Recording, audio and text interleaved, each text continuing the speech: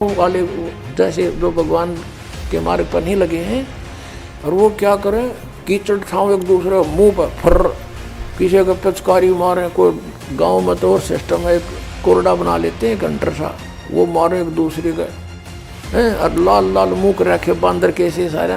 कोई गारा में पड़ा है, कोई बूटी लाई लो करता फिर रहा है, और हम बैठे भगवान का आनंद ले रहे हैं अपने कवाड़ बंद करके कि हमें डिस्टर्ब ना कर दे। तो इस प्रकार जो आनंद परमात्मा के मार्ग में है, इस भक्ति में है, इन बकवादों में नहीं हो सकता। लेकिन खुशी से हम एक दूसरे के साथ रंग उछालते हैं तो परमात्मा कहते हैं ये होली जो आप मनाते हो ये नकली है, ये काल प्रेरित है। एक व्यक्ति का युवा पुत्र मर गया होली से 2 दिन पहले, ना वो स्वयं होली मना पा रहा है, ना उसके रिलेटिव और ना उसके मोहल्ले वाले। तो अब कहाँ गई वो होली जिसको इतना इम्पोर्टेंट त्योहार मान रहे थे। तो परमात्मा और उससे परिचित संत कहते हैं कि इस नकली सांग में,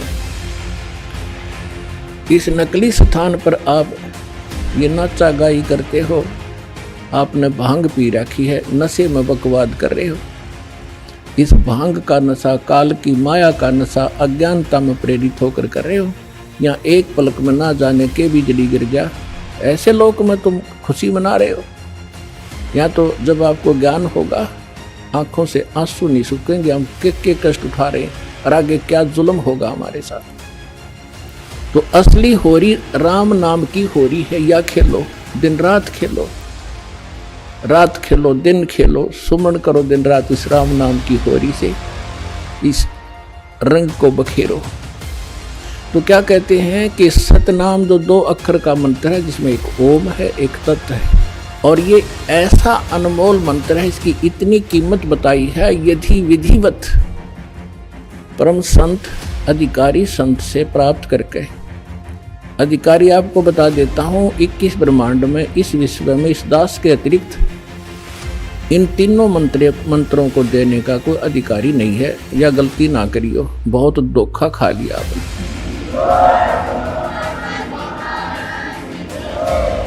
मोती मुक्ता दर्शत नाही, ये जग है सब अंदरे, दिखत के तो नैन चश्म, इनका फेरा मोतिया बंदरे।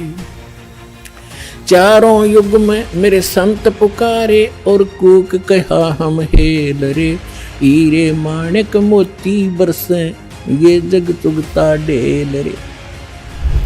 तो इस तरह की हमने नहीं करना, क्योंकि हम यहाँ के वासी नहीं हैं और यहाँ सुख नाम की चीज नहीं है। आज हम खुशी मना रहे, 1 मिनट में ना जाने के बिजली गिर जाए।